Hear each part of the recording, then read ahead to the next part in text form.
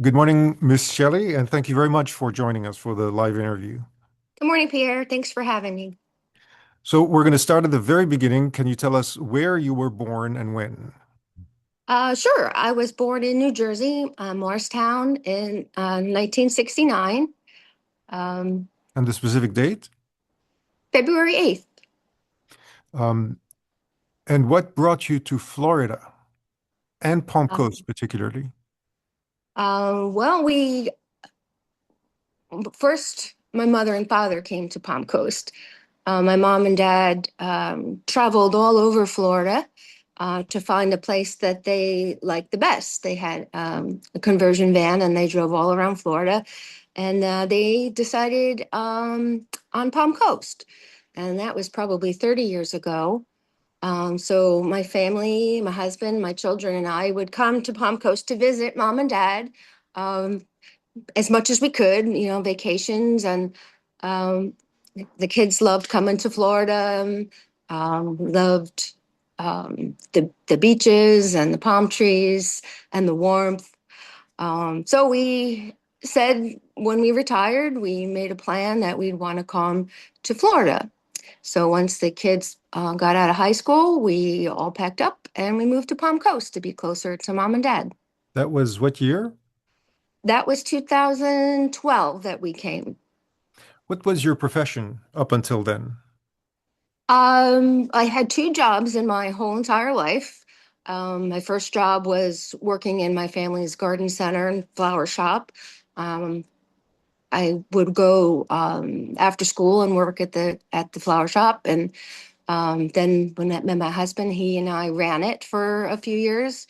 Um, This let was a my mom family-owned business. Yes, my mom and dad owned a flower shop in Chester, New Jersey, right on a main street, a historical town with cute little shops. So it was just adorable. So my mom and dad wanted to officially retire, and my husband and I were spending a lot of time at the shop, and we decided to let them fully retire, and they sold the business, and I went to work for Home Depot. Um, and it was 1994, and then I ended up staying with Home Depot for my whole career, 25 years with Home Depot, both in New Jersey and in Florida, at many different stores. Operations management, also worked in the garden department, pretty much every department in the store. So um, have a good experience with pretty much everything to do with home improvement. Right. And this is a non-partisan race, but what is your party affiliation? I've been Republican for my whole entire life. How have you prepared yourself for the council job starting from day one? I prepared myself formally and informally through research and attending city council meetings and county commission meetings. Um, You've been I've done attending quite a bit. So when did you start attending?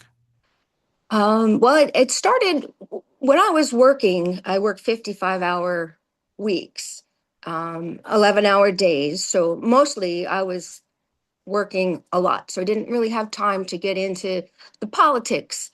I was able to retire in 2019. Was hoping to work on my gardening and my landscaping and the things that I enjoy doing, reading books. Um, and I got involved because I noticed the signs, the orange signs up and down Old Kings Road, where they were getting ready to change zonings. So I started getting involved in that. We did a lot of research before moving to Palm Coast, seeing what was around the areas, where we wanted to be, whether it was going to be in an HOA or to buy acreage. So we chose Hidden Lakes on Old Kings Road. Um, and then when we investigating these zone changes, I could see a trend that they were changing everything that we liked about Palm Coast and Old Kings Road um, in changing office zone areas to high density, multifamily and uses that weren't allowed when we moved there. Um, Around Hidden Lakes, do you recall an instance where Hidden Lakes, of course, is right off of Old Kings Road, not far from the town center intersection, right to the north? yes. Yes. So, do you recall an instance in that neighborhood where there was a zoning change that went from single-family residential to multifamily, for instance? I don't believe it was single family to begin with. It was mostly commercial and OFC2 Okay. office, which was great because, as most folks will probably attest, in Palm Coast, we don't have enough doctors, quality places to shop. Mhm. So I was looking forward to that. If we had, an office, it would be something that would be beneficial to the local residents, a doctor's office or a dentist or a specialty place to go get, something to eat or to take friends to walk to. So we were disappointed when they took that off the table. Um, Where was that? Where did that happen in that it's neighborhood? multiple places, and mostly they were changing the zone to allow for storage facilities. So I recall it, yes. yes, and they did it with four or five different parcels. The thing was there was already a storage facility approved, and then a second one more south on Old Kings Road by the racetrack that was already approved for storage. So it was ending up being four or five zone changes to permit storage facilities.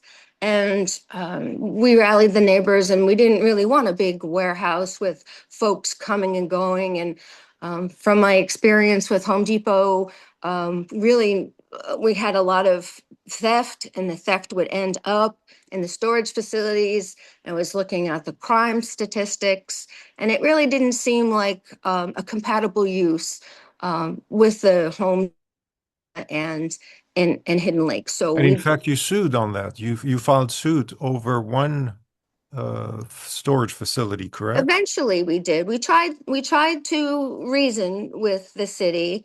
I had a petition where nearly all of my friends and neighbors in Toscana and Hidden Lake signed it. It was over 1,000 signatures that I got just, going to door and talking to folks. So we took that to the meetings and said, we really need these office spaces. We don't agree with it. It also included land annexations where the city was giving land to the builder so they could have more continuity rather than the individual parcels. It was getting more dense. And The outcome of the lawsuit, though, was, don't recall, was favorable to you.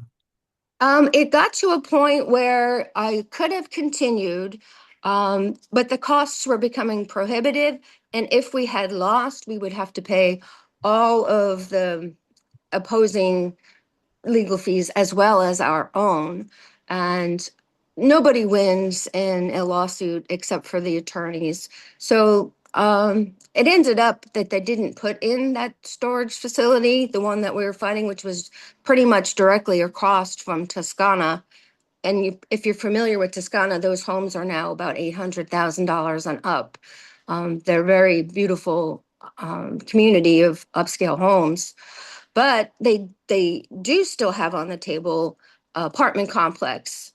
So I still say to this day that that is not compatible use when folks who purchased those homes were expecting offices or something other than high density residential, especially on a road that is known for the traffic. It's a two-lane street road that should have been widened 10 years ago.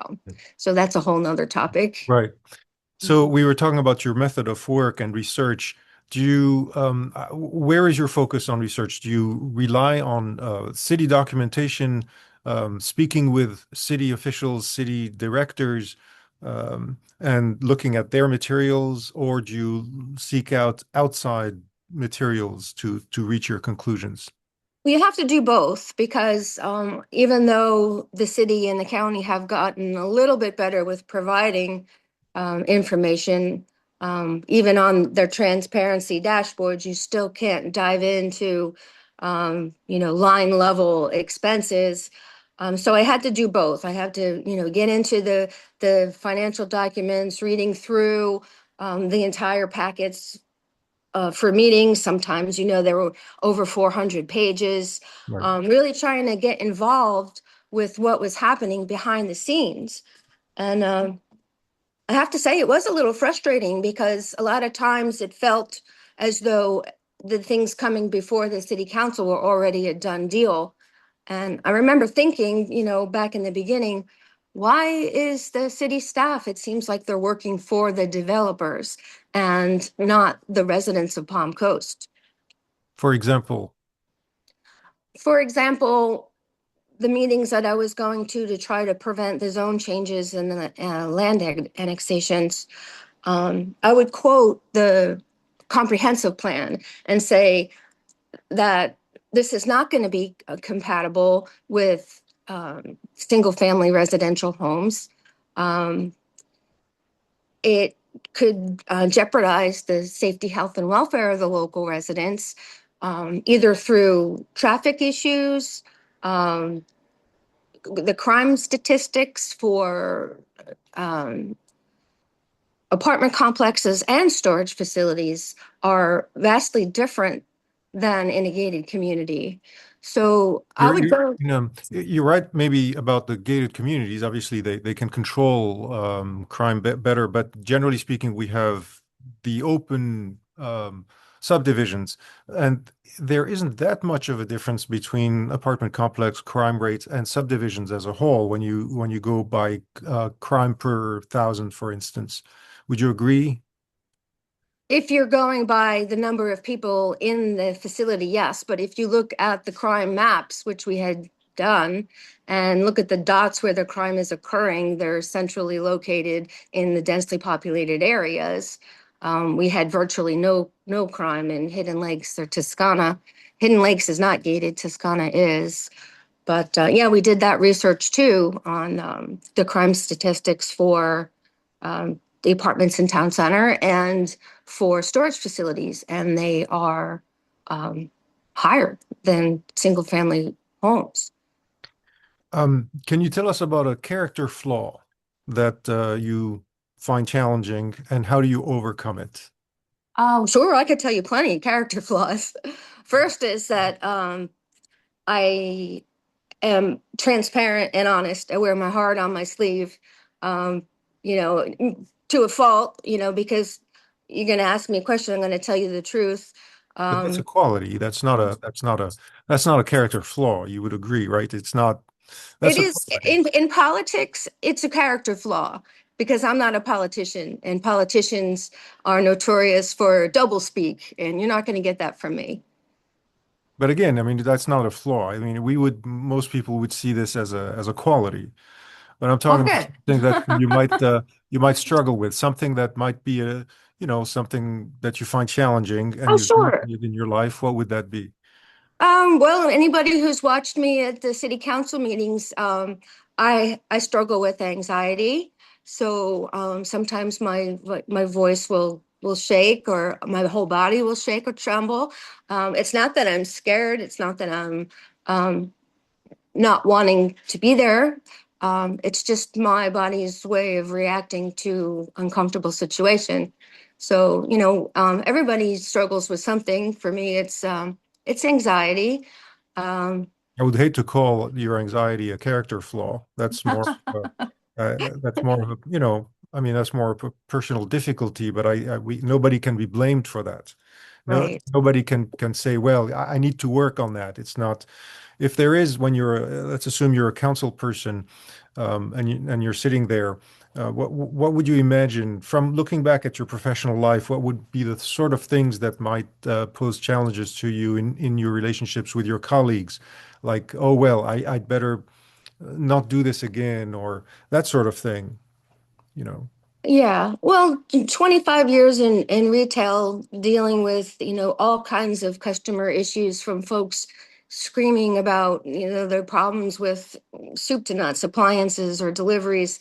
There wasn't a situation that I couldn't resolve in an amicable manner where both the store and the customer were happy. That was just my forte.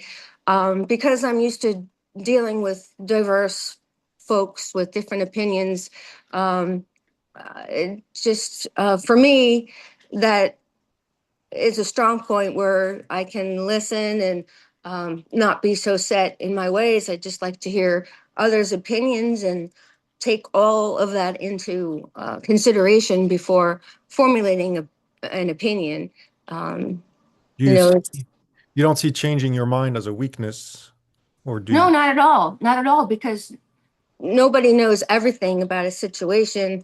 There may be issues that I did not consider or I didn't know about, or other ways of looking at issues. So it's important to, not be set in your ways, and listen to other folks' opinions and experiences before formulating um, the next steps. Who do you consider to be a model of leadership that is serving today in one of our, the county commission, the city council, the school board, Flagler Beach, Benel? Who among our elected officials on governing boards do you consider to be a model of leadership? See, that's a difficult one for me to answer. And one of the reasons why I'm running for office, it's not for any agenda other than keeping Palm Coast beautiful. Um, all of the leaders have the qualities of wanting to serve, but I mean, I hate to find faults in leaders, but um, everybody has room for improvement. We all say things that we wish we didn't say, or make decisions that perhaps in retrospect weren't the best decisions. Um, for an example, I do admire Mayor Mike for his tenacity in running because he didn't like what he saw, just like we didn't like what we saw with the previous mayor and council. And, he stood up and did the work to sit up there. Um, but it's a learning experience for everyone. So um, Mayor Mike is working on, the issues that he comes across. And um, yeah, I did admire Teresa Pontieri because she does take a stance on, um, when she found out that westward expansion was trying to get away um, from their requirements in the original documents for um, building out west. Um, but bringing it to light and demanding that, hey, Mr. Developer, you promised us X, Y, and Z. You got to deliver that, and taking the steps necessary, to get us that pool or stadium or loop roads that we, the residents and the citizens, are having to pay for now when the original development plans put that on the developer. We're going to get to a question specifically on the westward expansion. And from what I learned yesterday, apparently the sports complex is now back as a responsibility of the developer. I haven't yet looked at the document, but apparently that might be the case. But to continue on, as far as the council is concerned, what grade would you give it, the current council and its work over the past couple of years? I would probably give it C minus. That's pretty harsh. I think it's probably pretty generous when I recall back some of the decisions that have been made that really are eroding our quality of life in Palm Coast. So explain a couple of decisions that you find to have been, uh, C minus or worse.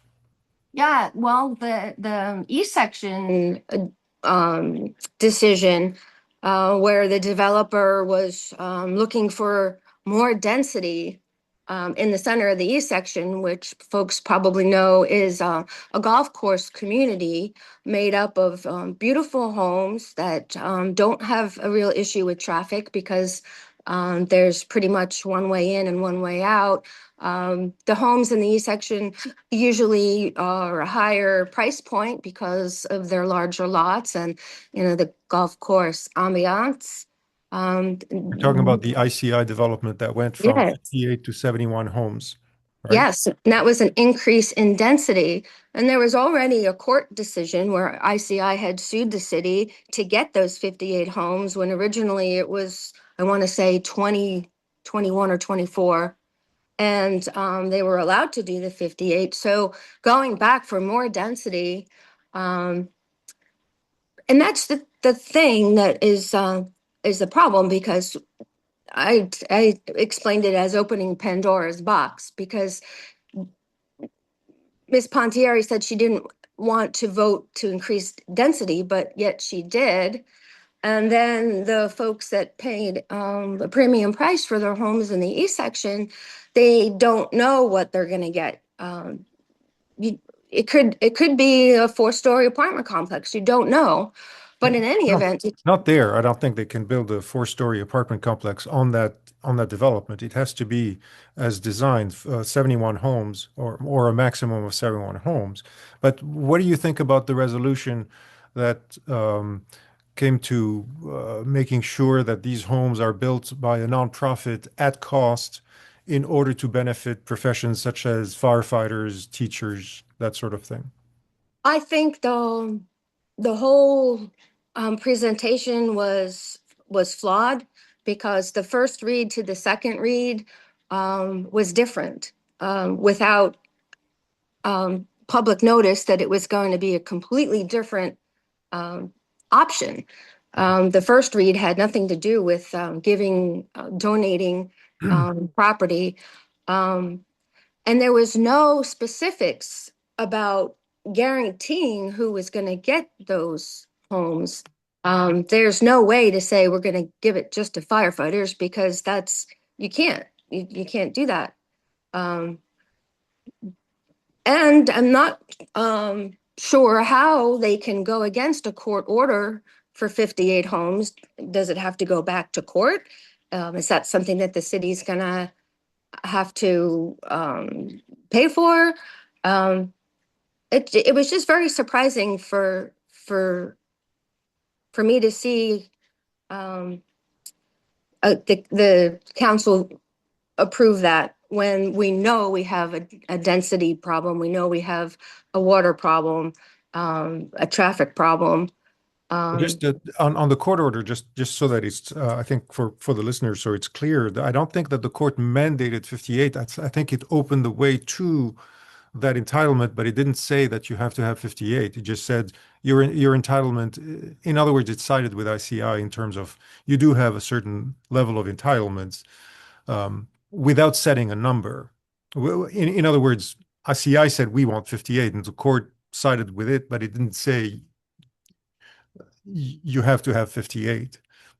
but That they didn't was say you back could have that more that than was that. back in yeah, yes, right, which is what brought the application back for them to expand to 71, which would have required the council intervening, which it did, and of course it granted it. Right. Yeah. Um, Um, yeah, I think that was a terrible decision. so where has it excelled, the council? An example or two of where it has excelled. I'm trying to think of something where it has excelled. Um, well, I can't say fixing the flooding issues because, you know, that continues to be a problem and new builds continue to be built 3, 4 feet higher than their neighbors without any mitigation plans for the watershed. Mhm. Um, You do love yes, Palm Coast, I love Palm Coast, yes. but But how do you the reasons I love it are being threatened with every poor decision that the council and the commission are making, allowing for, the destruction of everything that makes it beautiful. and I don't want people to get the impression that I'm against development because I'm not. Um, I just don't like the trajectory of the development going just towards residential multifamily because we don't have the capacity or the water or the infrastructure to handle that. And then you probably have a tax question down the line, but the Yeah. implication for our property taxes when we don't have any diversity in the tax base. It all falls upon the homeowners. Um, and we've been talking to a lot of them, getting, the signatures to be on the ballot. And they're all concerned with the price of their utility, the taxes, the traffic, the flooding. They're huge issues that every poor decision on the council is making it worse. Now, it seems to me in the last 2 years specifically, the council has not approved, other than the ICI development in the E section, it has not approved any increase in housing developments. Obviously, the infill lots are continuing to be built, but those are entitled already. But it has not approved new developments, and it has focused a lot on commercial uh, to balance out that imbalance of residential versus commercial. Do you give them any credit for that in the last couple of years?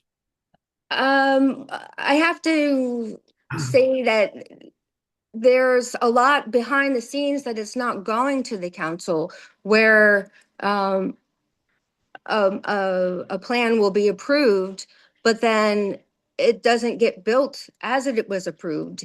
For example, on Citation, um, there's townhouses over there now that weren't in the original development plan, and I don't recall it going back to the city. So I think once they get the initial um, changes are made without it going back to the council, um, that are adding density, and I don't believe that should be that way. I know there is an area near Citation that is actually county land, not far from Grand Landing. There is a segment there that's county land, and there's a county development that the county approved. We're not confusing the county with the city here, are we? No, because these townhomes that I'm talking about are already built at the Seminole Woods end of Citation. Okay. Partially built because that is only a fraction of what they're going to build. That never came before the city council that I recall. So these things are being approved administratively through staff without even the public knowing about it. Um, There is a and level of development that may actually be approved administratively. It has to trigger a certain amount of density or level or square footage in order for it to go to the planning board or to the city council.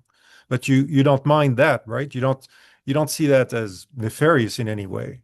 I do because they start off by saying it's going to be X. Take the data center, for example.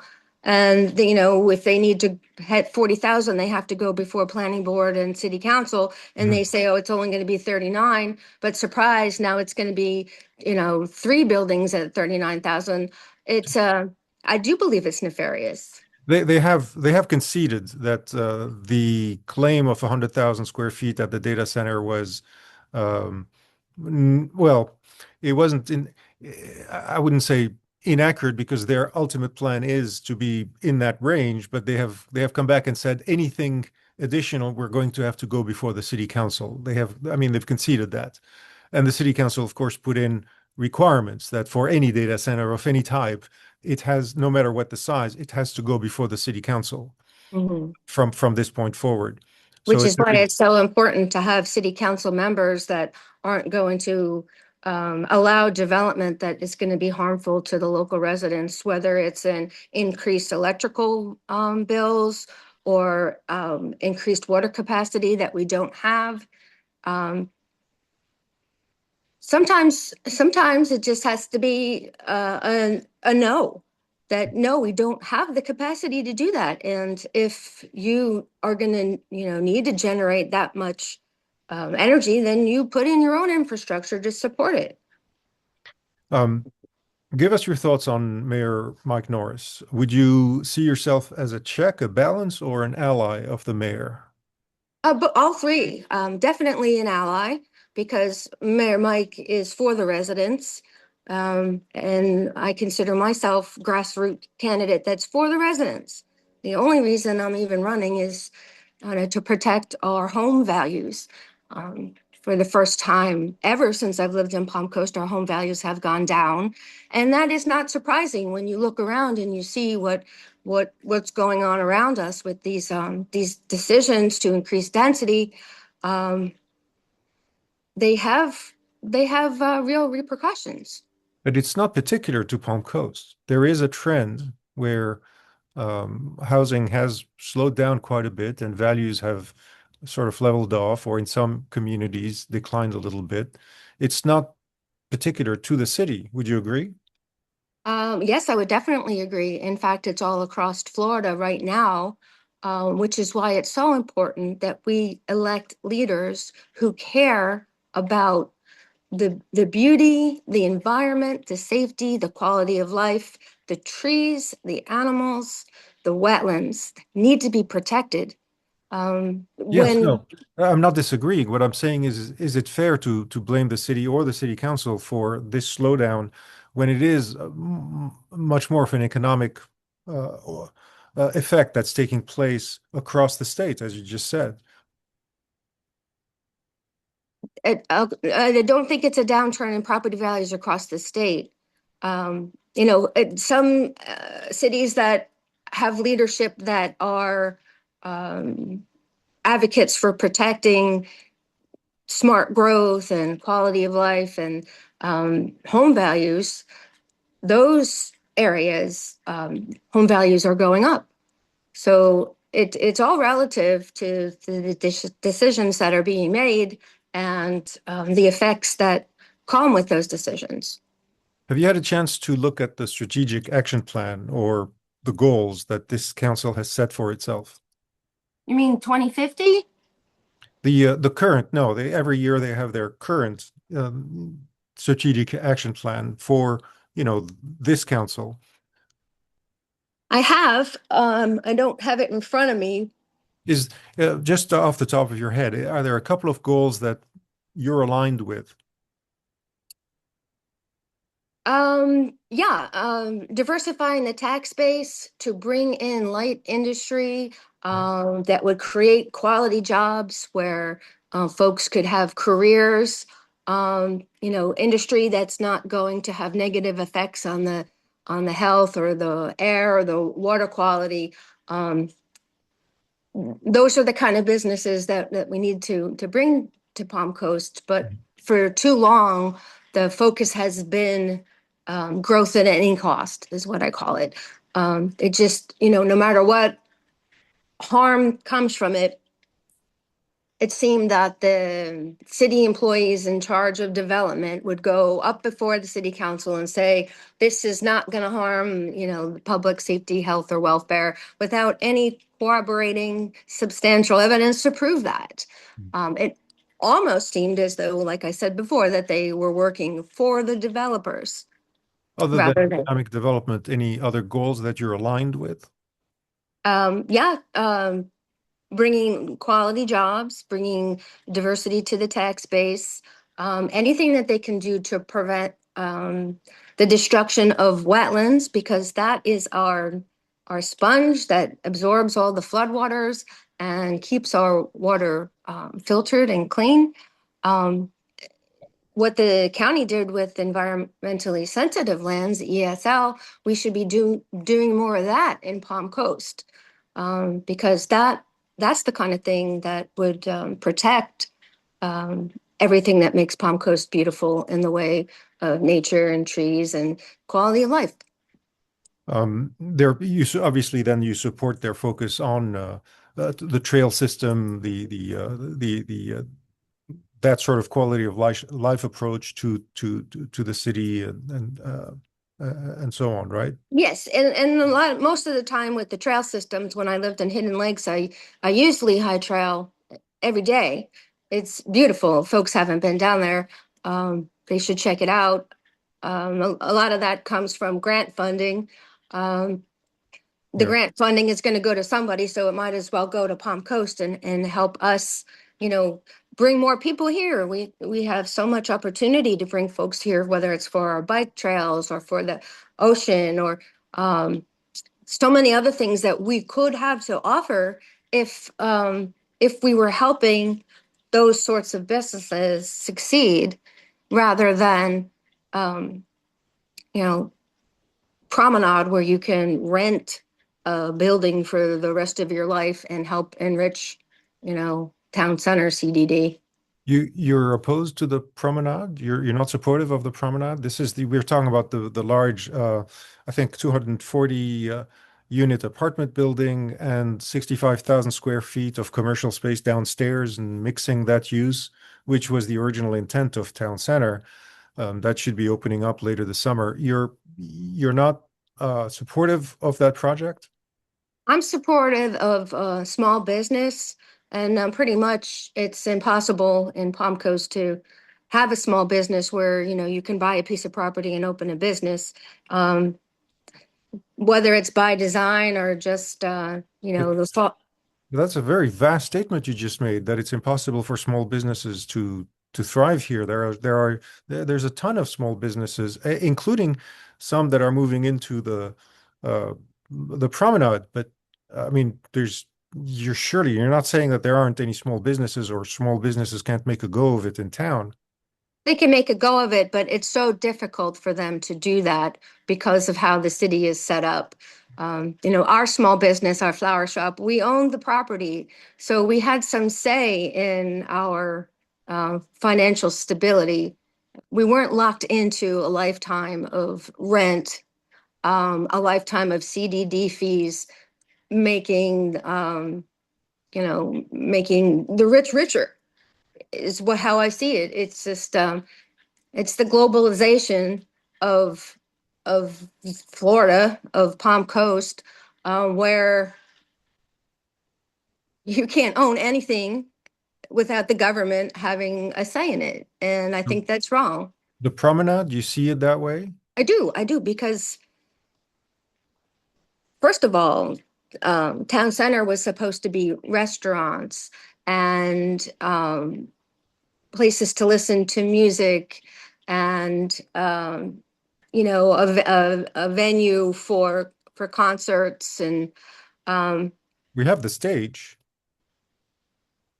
if you want to call it a stage, um, that's really not what we envisioned when they talked about town center. The promenade, you know, some would say looks like a cityscape, um, that you would expect to see, in downtown Newark or a big city. Um, And the first Folks, business that moved in was a restaurant. It's the restaurant from Flagler Beach. Uh, that's good. That's one out of however many. I do know that they're having to incentivize it heavily to yes. bring folks in there. What do you think Whether about those incentives? I think we should be incentivizing the ability for folks to have their own business on their own property where they won't have to be indebted to paying rent for the rest of their life. That's not freedom. Having a business and living above it is not my American dream. Maybe it's somebody's American dream, but none of my friends are neighbors. So why would we build something for, you know, that is not going to enhance our quality of life? So you would not approve of a similar size project if a second promenade came to the city council and said, yes, we're ready to build just like this or even bigger, or maybe do a couple of them like that down the road. You would not be approving a mixed use development, commercial, residential like that for town center? I wouldn't say that. I would have to look at the capacity, but again, you Hmm. have to look at it as a whole. and the city council was looking at things in a bubble because this one affects that one. It concurrency. We don't we don't have the infrastructure for that. So, you'd have to look at each one, but if you can't fill the first one without having to incentivize it and discount it, so it's not generating revenue. Um, Granted, there's some tax-based diversity in there, but Mhm. I believe there are many options that we could incentivize that would enhance the quality of life for the residents of Palm Coast that live here now.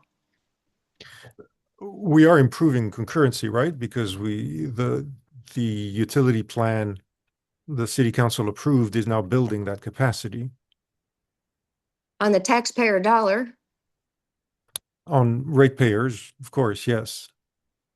I mean, how else would it be done?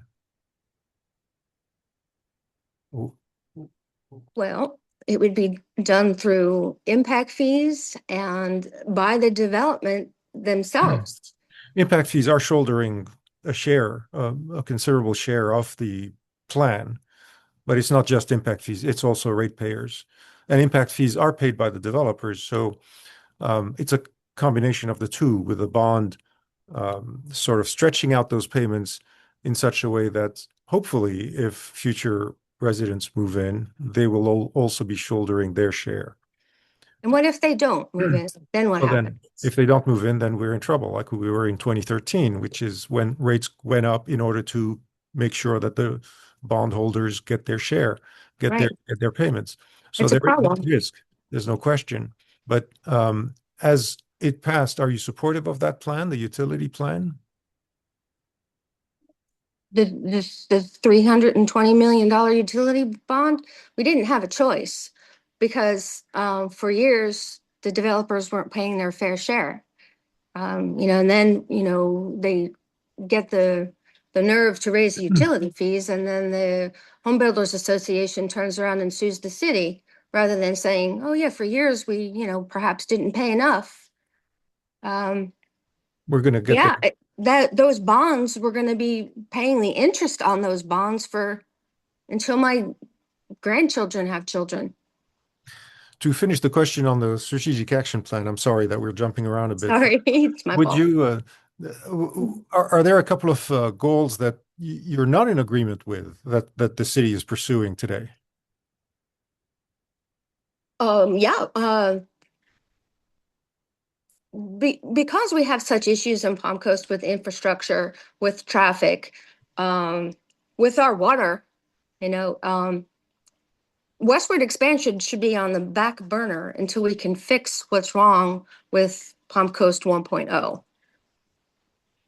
We're, And yeah, there's going to be, that money should go back to the city, to the state, because we should not be funding that for developers to develop westward expansion. we're going to get to that very specifically in a little bit, like just on the westward expansion. Okay. Um, Other than that, as far as the strategic action plan as it is today, which doesn't necessarily focus on the westward expansion, but its current goals, anything that you find there objectionable? Like I said, I don't have it in front of me, so I can't comment on the specifics of it. I do know that it's probably written to a means to an end. So, um, Are there a couple of goals that you see yourself as a council member bringing to the table? Because you're going to be asked, what I would add to the strategic action plan? right? They do Yeah, that exercise every year. They ask the city council members, what would you like to see us do? um, yeah. There's many things, um, things that would enhance the quality of life for the local residents. They're when my parents came to Palm Coast, there was wonderful amenities. There was pools and there was It was free to Zambo. Uh, yeah, It's still there. there's two. Yeah, but it's hard to get in there. From what I'm told, you have to pay, and there's very limited hours. Um, I would, try to incentivize the businesses that the residents say they would enjoy, that would make their lives better. And work to bring those sorts of things to the city. Um, Would you have supported then the expansion of Holland Park?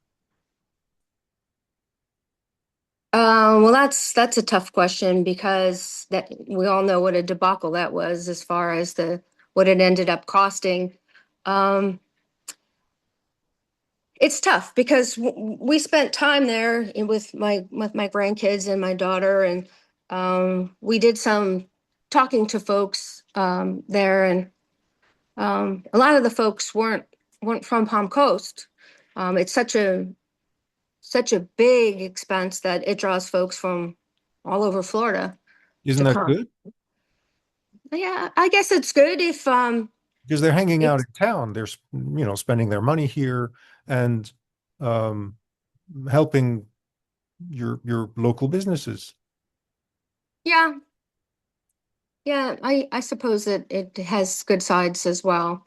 Um, it was just I would expect to see more residents there enjoying it. It was a large majority of folks from neighboring counties. It's still very popular. I mean, I used to take my kids there, and I mean, Holland Park is a happening place. It's Yeah, now that it actually works. Yeah. and we Waterfront Park is very popular. Yes, Waterfront The Park is beautiful. Ralph Carter is constantly overbooked. Well, not really overbooked, but it's always busy. I mean, the city has done, it seems, a very good job with its parks, Indian Trails. Um, Right. you, I believe we need more of them. Doesn't have to be crazy like Holland Park because that was a lot for a city to take on. But more preservation of the wetlands for even just walking trails. Um, it doesn't seem to be growing with the population. So, like you brought up, they can be crowded and it can be hard to get your child on one of the swings because there's just a lot of people. So we probably need more of that kind of thing, things that folks can enjoy. People come to the meetings and they're asking for skate parks and they're asking for things to do with their children. I know we're getting a mini golf and that's great because that it's a great thing for families to do together. that's in town center. Yes. Tell us how you will vote on the proposed amendment to raise the homestead exemption. Personally, I would vote for it because I don't believe in paying a lot of taxes. So once you get to a point in your life, I think that senior citizens are having a hard time. The folks that we've spoken to, walking door to door, we talked to hundreds of the local neighbors, and they're struggling with the cost of taxes and um, water, utilities, electricity. It's tough on a fixed income to be able to afford those things. So anything we can do to help, whether it's young families or senior citizens to afford their homes, we should be doing. Um, When did you say you moved into Palm Coast? When you bought your 2012. 2012. Um, we bought where we are in 2008, and our city taxes have proportionately gone down since then. I think we're paying, like, if you adjust it for inflation, 30% less in purchasing power to the city. So we were paying them $1 in 2008. We're now paying them 70 cents of what we were paying them back then. So they have less to do more with. How is that burdensome to us? Where is the burden on us homesteaded folks who are the ones who are about to benefit from this? And I'm guessing it's about the same with you. The taxes have not really increased. So how is that a burden, and why should we benefit from this additional exemption at the expense of our city services that we keep talking about, of how much we want the city to do for us? Yeah, I think that there is a lot that we could do with cutting wasteful spending. And that is the heart of the problem. And I think it's Yes, I wouldn't dispute the wasteful. So what I'm saying is, how is it a burden on us? How is the system right now a burden? Uh, uh, the very system that they want to eliminate, the homestead, they want to give us even more of an exemption. How has it been burdensome on us to start with? just ask any of the senior citizens in your neighborhood how it's burdensome, and they'll tell you, they're paying taxes for their whole entire life. Their home is paid for at some point. Mhm. I think that folks need a break from taxes. Um, and along with that, there has to be fiscal responsibility in the money that we are taking in. Mhm. We have plenty of folks that have this is their second home, so they pay substantial taxes that could go into running the city according to what it needs. Yeah. The schools, I think now with school choice, um, there there's probably an opportunity to look into helping the seniors not have to pay that part of the taxes. Um, The schools anything will continue to pay. I mean, the exemption will not affect the schools, in other words. right, or fire or police, Uh, those are protected from that as well. They well, have their own bucket. on paper, they are, but in fact, we don't yet know how that's going to work. I mean, in the school districts, for the schools, we do know that the exemptions will not be affecting the school taxes. We don't yet know the mechanics of how people go around saying that fire and police are not going to be affected, but that the mechanics of that have not been worked out. But going along with what you're saying, that the people should own their homes free and clear, there shouldn't be taxes. How do we make up the revenue loss to continue the services that we have?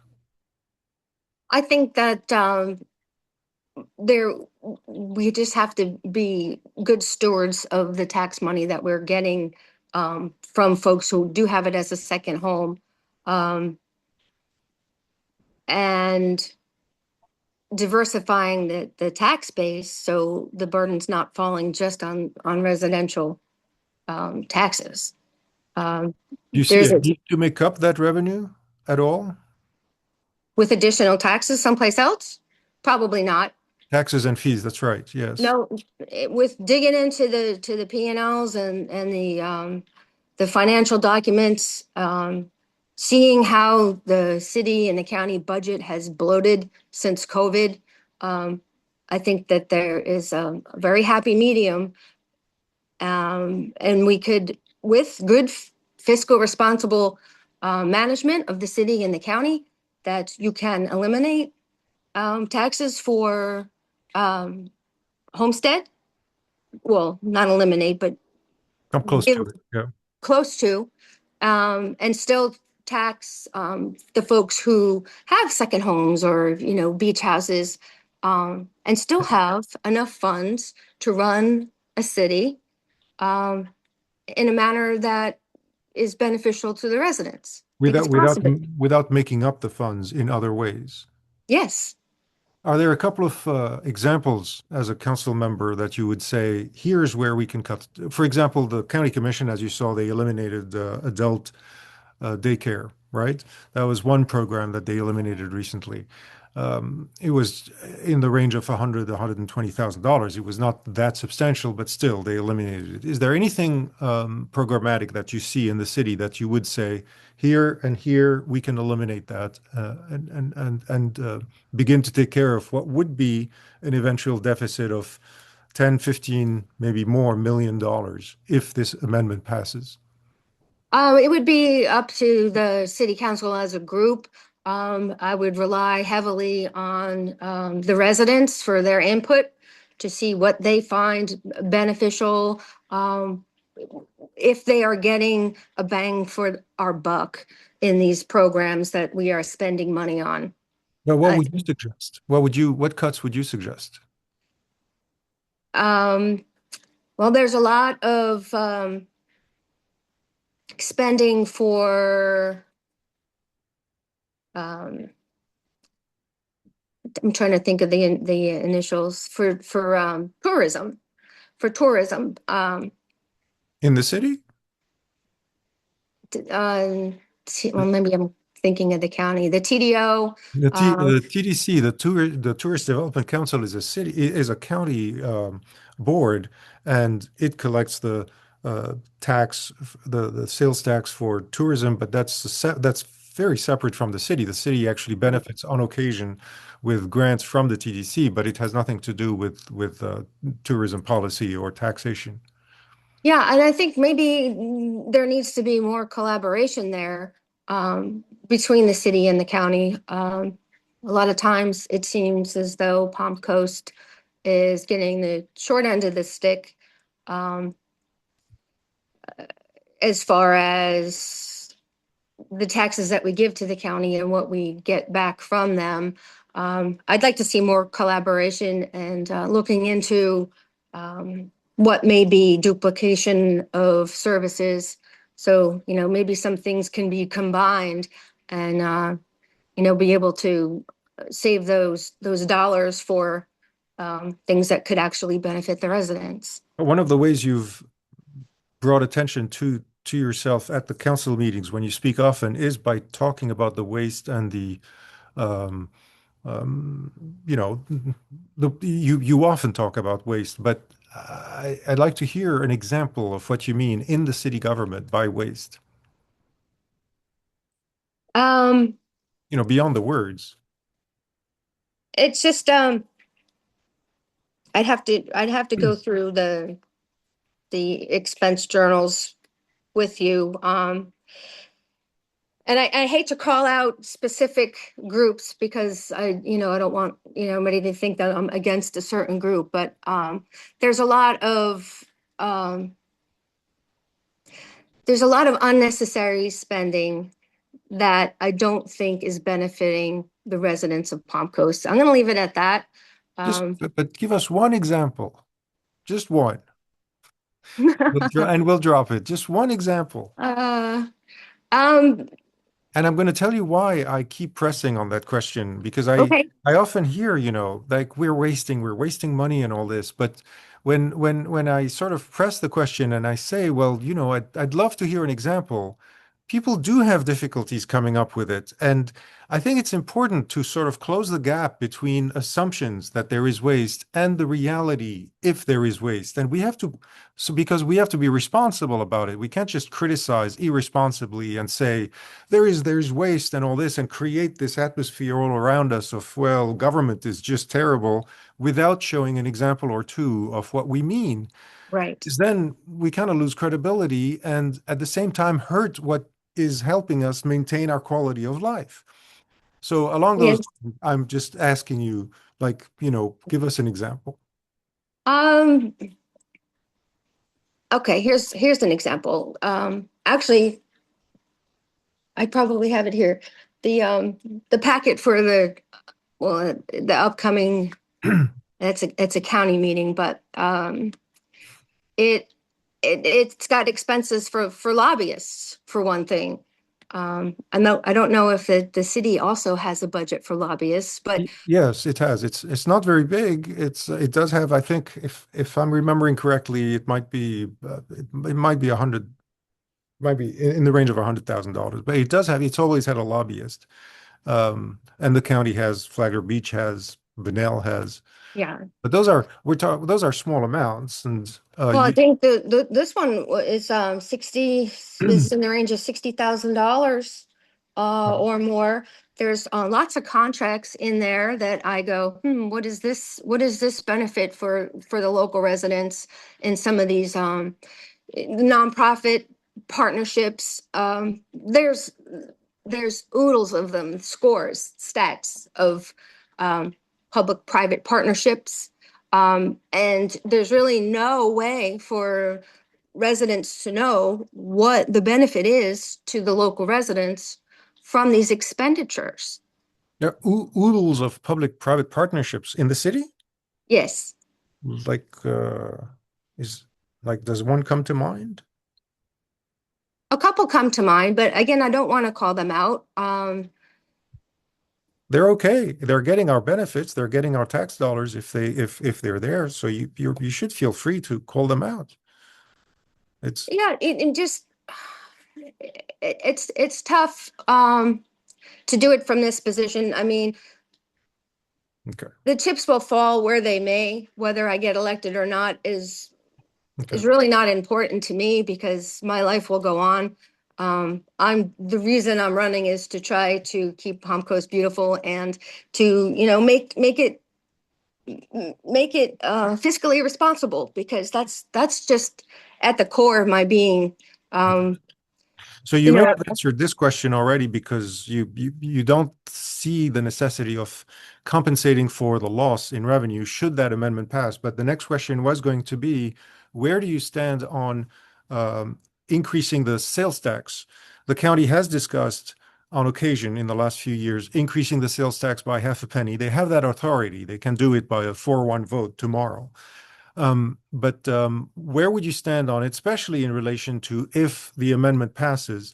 Would you be supportive as a city telling the county, yes, we support you if you want to increase the sales tax? Because obviously the city would get a share of the revenue. I think it would get somewhere in the range of between $5 and $6 million a year, the first year from that. Any thoughts on that? I would not be in favor of raising the sales tax. Okay. In fact, I would be in favor of looking into, the county tells me they don't have an additional gas tax, but um, it seems that for some reason, when you buy gas in Flagler County, it's more expensive than anywhere else along 95. So I don't know if that's a factual statement. I haven't done the research on it, but no, I would not be a fan of increasing sales tax.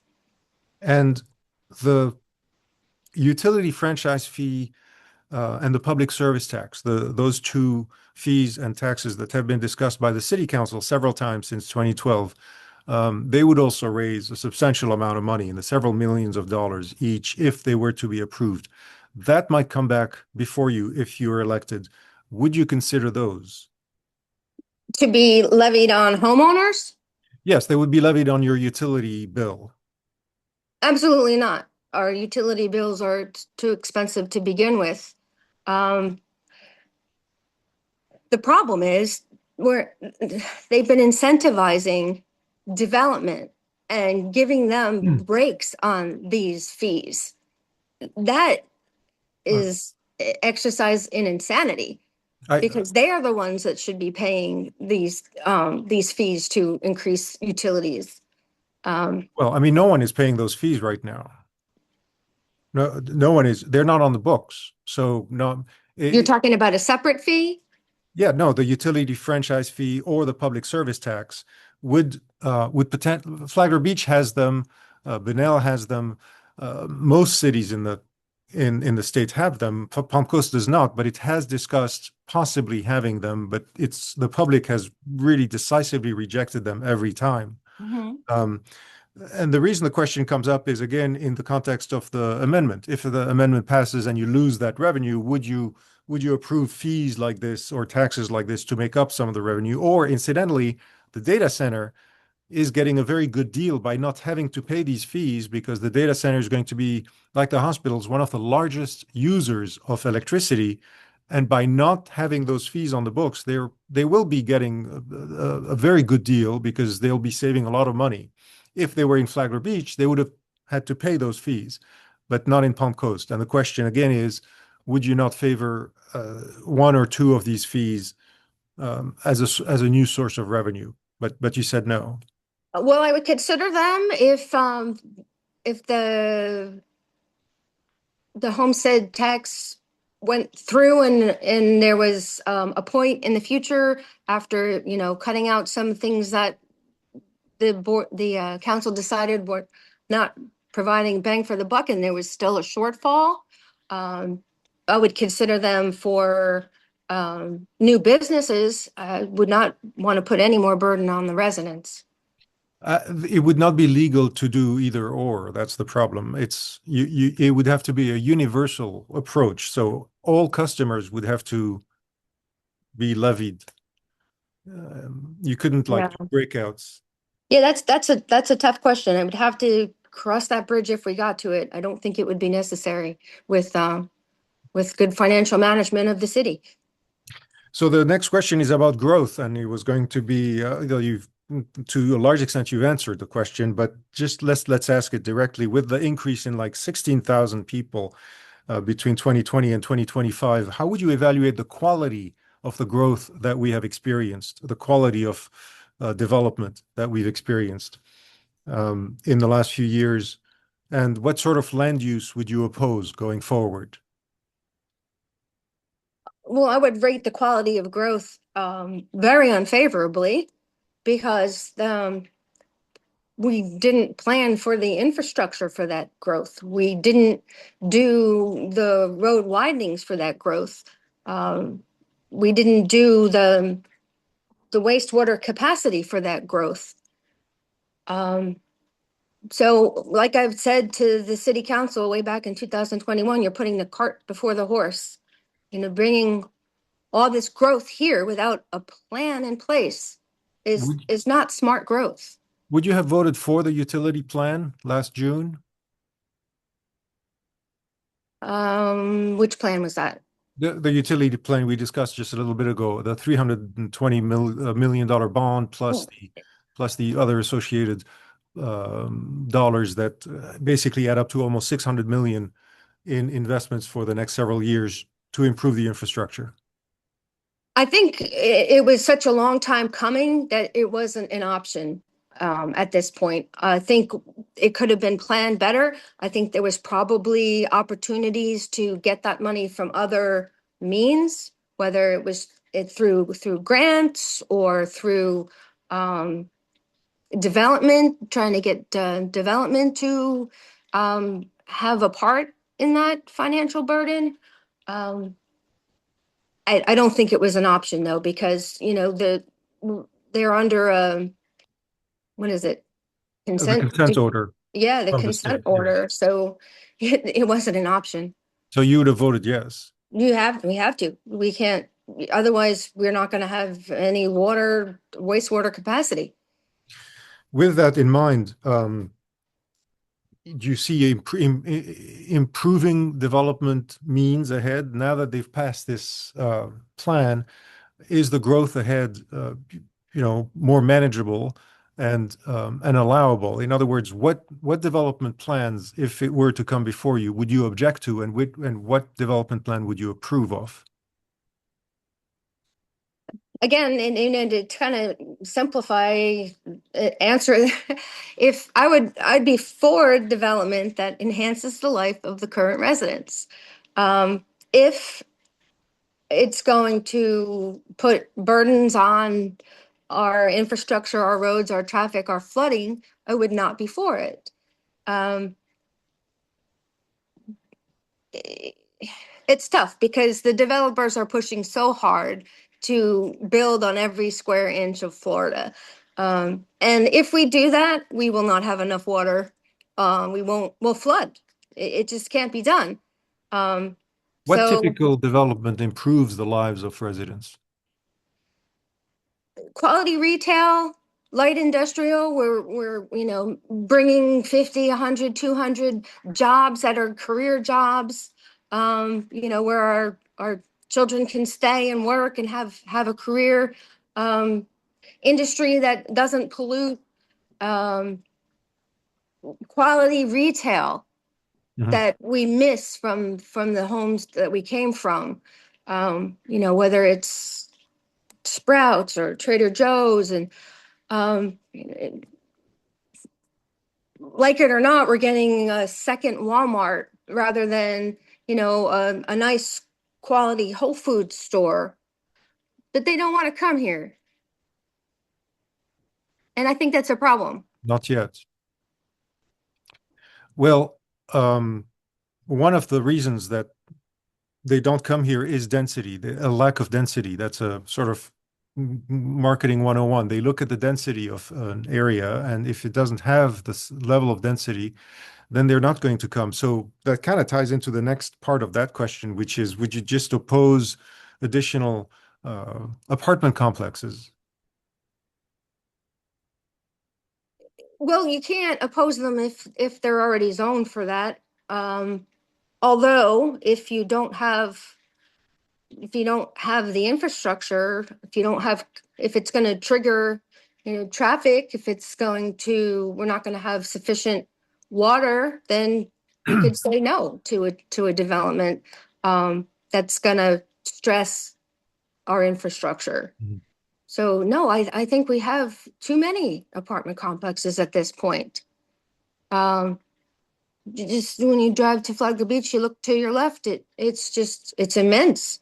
Again, I don't know how it even got approved with the situation that we're in Mhm. with water and wastewater. So, And again, on Seminole Woods, it's going to be coming up before the county for the land that you were talking about south of Grand Landings.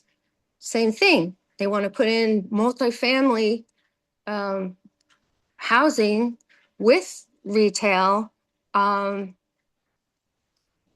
and I don't personally, I don't think that's compatible growth with single family homes in a gated community of Grand Landings, where those folks did their due diligence, and they thought maybe, like we thought on Old Kings Road, that maybe we'd have some doctor's offices, or mm. maybe a small quality retailer like Trader Joe's, if it's zoned commercial.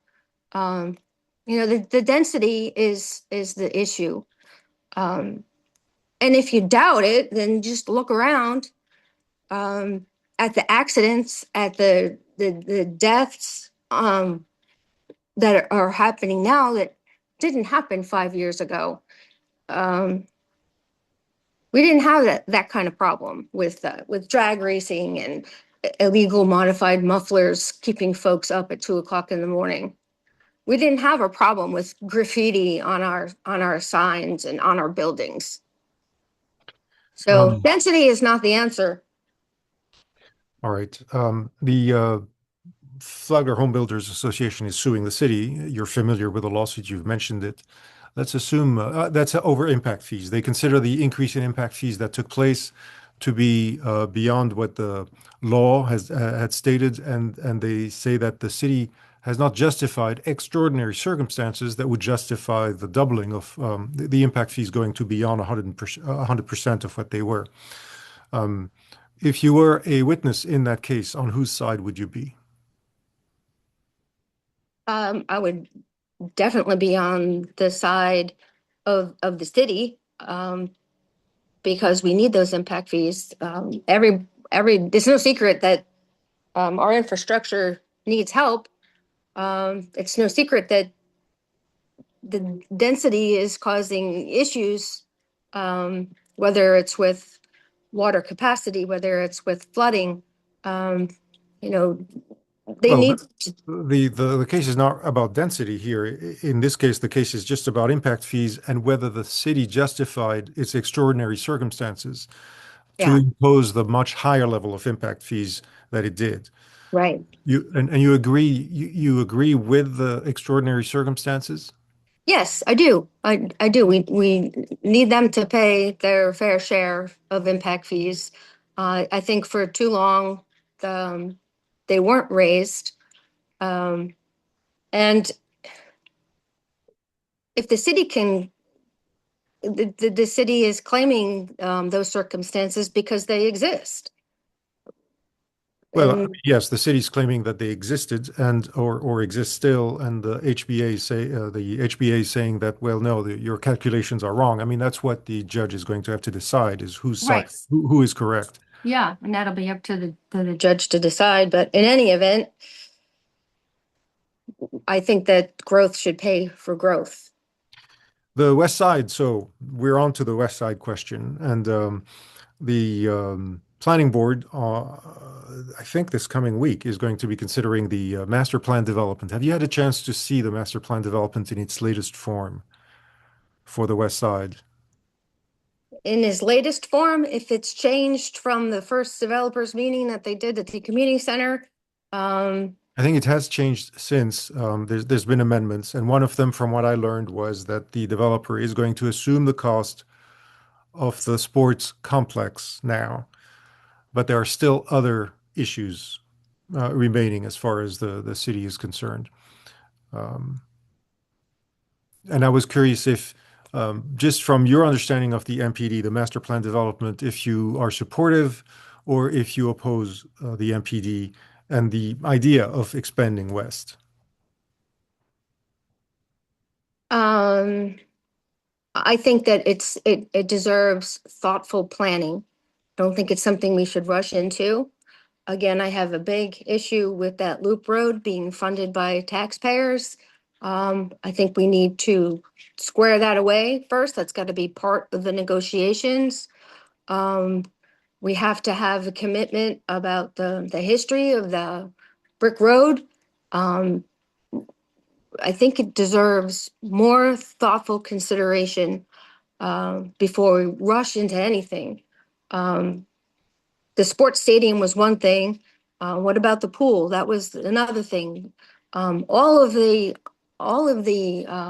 items that they were supposed to be given um, the city in the DRI need to be addressed, including the loop road. How could they credibly change the approach on the loop road now that the state has awarded those 125, $26 million to the city?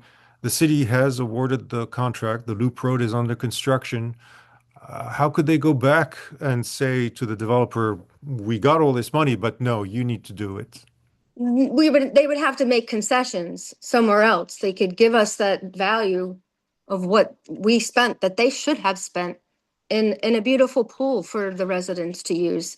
Rather than doing a public-private partnership with the YMCA where, folks are still going to have to pay and the city's going to have to kick in money for it. Um, make that part of the development requirements. At this point, really the city holds the cards, and they should be making these decisions from a lens of how is it going to benefit the residents of Palm Coast now, and also from a lens of what can we do to protect this fragile environment that technically is a swamp. What I'm Um, hearing is you're not necessarily opposed to it in principle, but if it were to come before you today, you would object. You would say no. You would vote no. if it doesn't include all of the things that they were required to provide with the development, it would be a no until those things are provided. Okay. And how would you balance the West Side expansion with ongoing needs in Palm Coast proper as we know it today? Balance, it should complement what we're lacking now rather than compounding the problems that we're having now. We need diversity in the tax base. They might argue that they're doing exactly that by bringing several million square feet of industrial, several million square feet of commercial, in addition to the housing stock, which would be an additional 22,000 housing units. But they're saying they're providing that diversity and going to provide a different sort of gravity center for all that commercial traffic to go to, so it's not all congested in Palm Coast. Are those uh, are those points that you would agree with, or do you see a problem with that? I'm not quite sure what the gravity center is. Is that overpass highway Well, system? Is that what I'm saying by gravity center is that right now the downtown core of Palm Coast is where, we talk about State Road 100 and Palm Coast Parkways as two, gravity centers. They're going to be able to alleviate some of that by creating new areas of commercial and residential activity that might alleviate the congestion in Palm Coast proper. Mhm. Um, is that fair to say, and is it something that you would look forward to, or do you still see a problem with that since they're going to be providing all that diversity in land use? Right. In theory, I think it's great as long as they uphold all the infrastructure that's going to be required of it. It's going to take thoughtful consideration, and I don't think it's something that should be rushed. Um,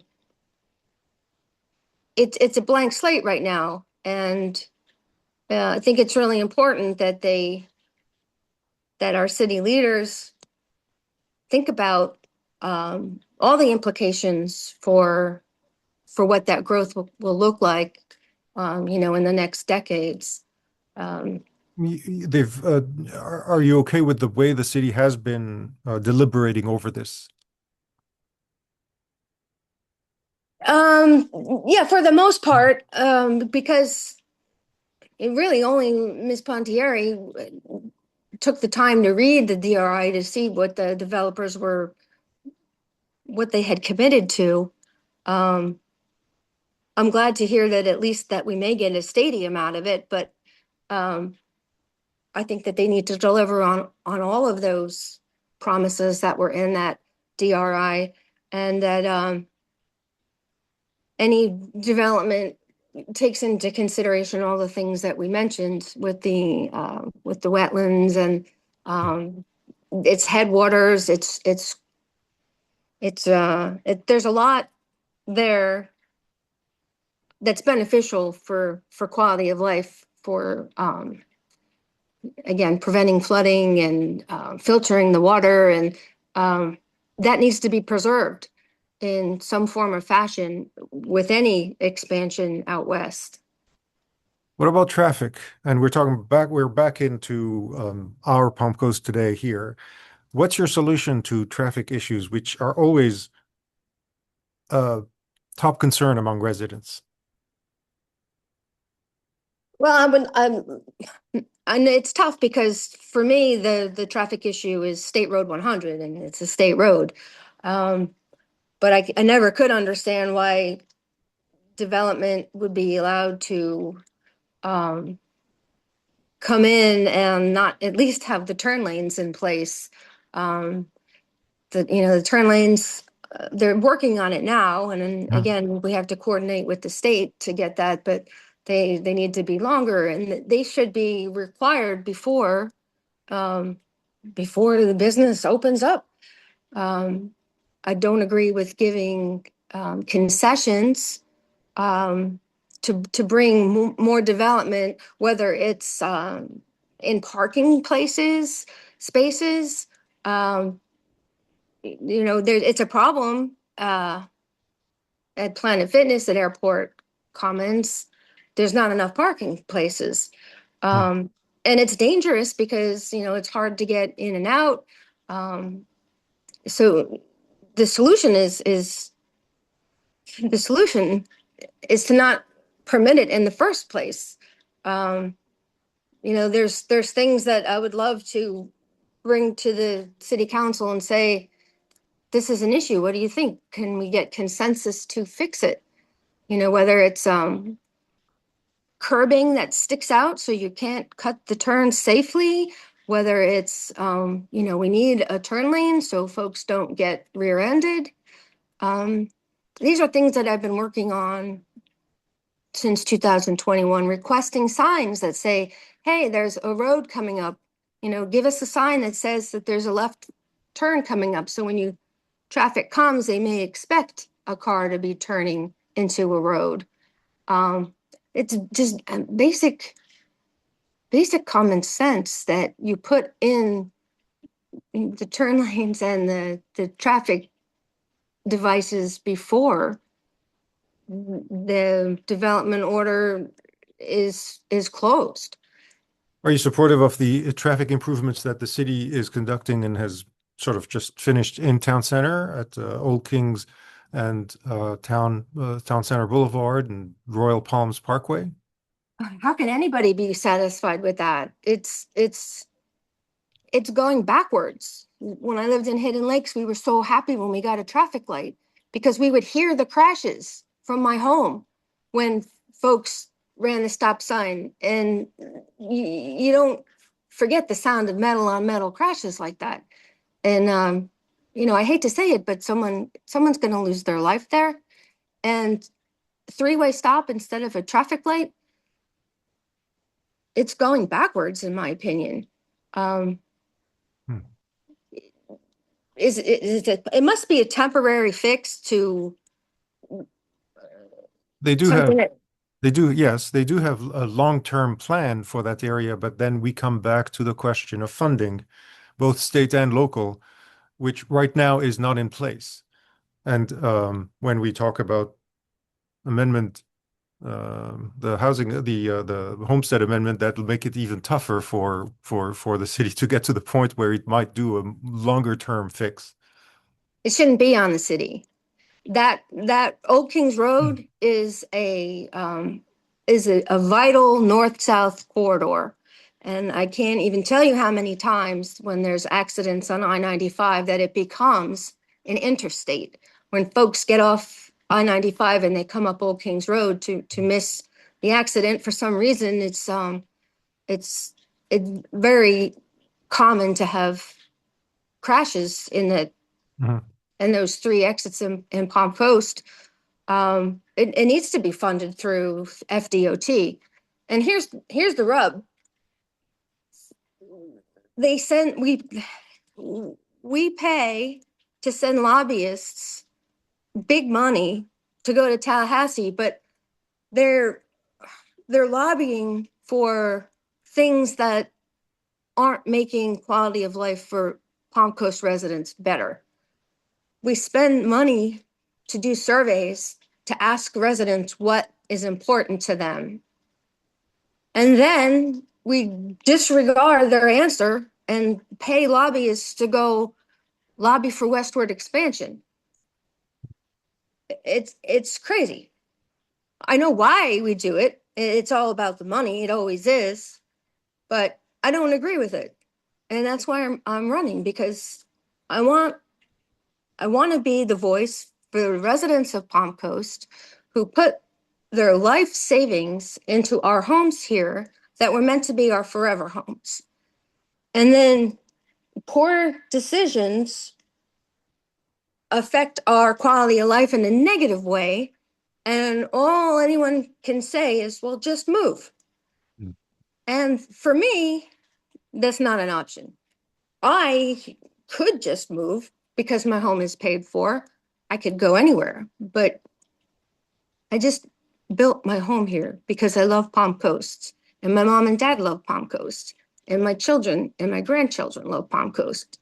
And Palm Coast is worth protecting. And that's what I want to do. Can you talk about policing? The policing budget has increased about 400% over the last 10 years. The firefighters' budget has increased about 100% in the last 10 years. How are those increases sustainable, and do you consider them defensible? Well, I'll start off by saying that my husband was a police officer. Firefighters are our heroes. We need them for public safety. Um, I think we've gotten to a point where we are spending way too much on it. Um, I'm just going to be perfectly honest with you because I understand that there's a lot of voters who are police officers, firefighters, teachers. They all deserve to be compensated highly and fairly. But we've funded firefighting and police for a city much bigger than what we have now. And they get funding from multiple sources. And Palm Coast pays, I want to say it's $11 million for exceptional service for police. Um, and until just recently, I've been asking the sheriff's department to have more of a police presence in Palm Coast because we hear with our ears and we see with our eyes the violations of rule of law, whether it's the illegal modified mufflers, whether it's the folks blowing the stop signs and the red lights. Every day we see it. So we do need police presence, and I think that this by writing some citations, you can fix that behavior. Um, I don't want to see rule of law eroded any more than But it has been eroded. on one hand, you say that it might be getting excessive, but you want more police presence. Yes, because we're paying them for the services. So the bang for the buck, they need to be addressing the violations of the law. And that's how you curb poor behavior and you save lives and you make cities safer. Um, So you wouldn't oppose the extra 9 deputies that are being requested this year, as they have been each of the last 3 years. I would oppose it, You yes, would oppose because it? we don't we have to see where the chips fall with the vote on the homestead taxes. Um, they're very heavily funded right now, so um, I would leave it at that.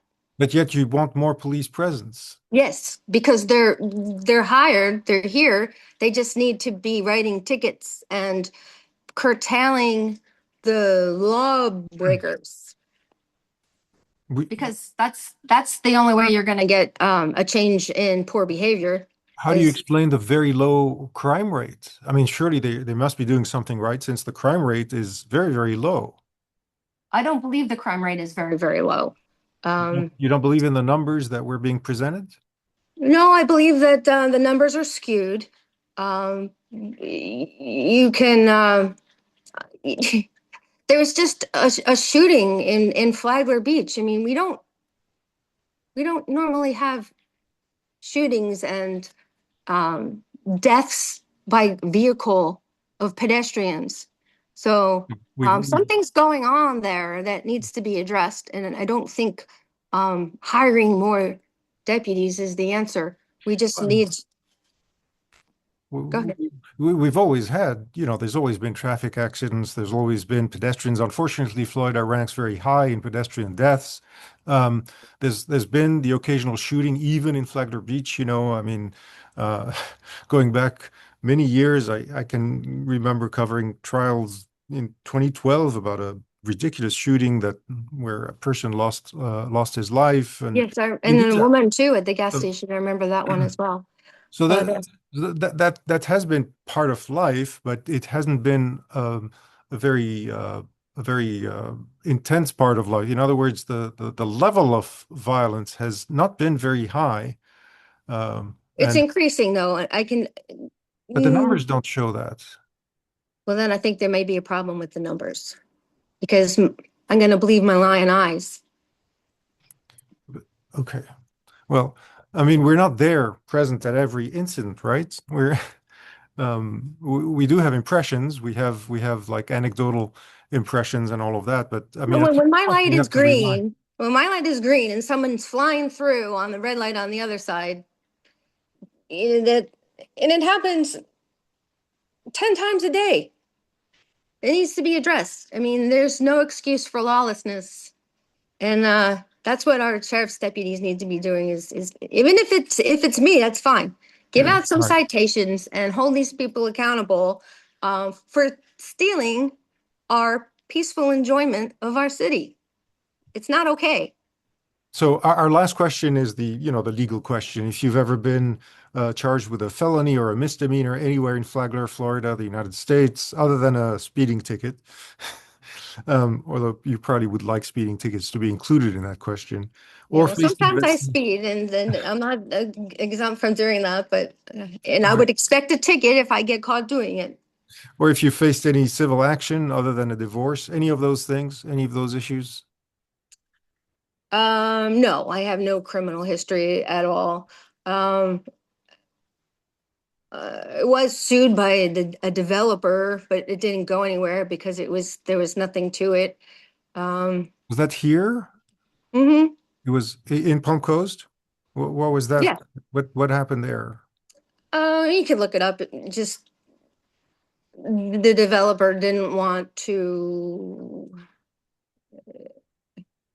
I don't even want to talk about it because I don't want him to sue me again. So You he don't want didn't, what? what's that? You don't want to what? I mean, I don't want to bring it up because I don't want him to sue me again. oh, well, I mean, I can understand your reluctance, but if you could just sort of in one phrase, kind of like, first of all, was there a disposition? Did it was there a No, dis because no, it didn't go to court or anything. It just dropped off the books because there was nothing to support what he was saying.